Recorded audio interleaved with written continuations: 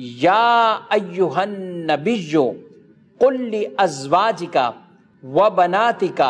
ونساء المؤمنین یدنین علیہن من جلابیبہن۔ ارشاد فرمایا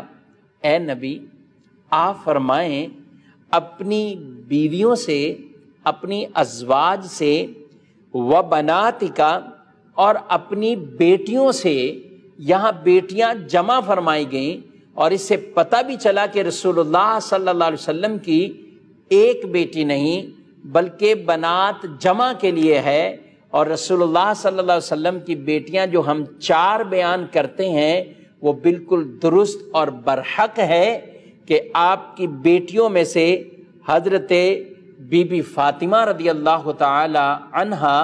حضرت بی بی زینب رضی اللہ تعالی عنہا، حضرت رقیہ رضی اللہ تعالی عنہا اور حضرت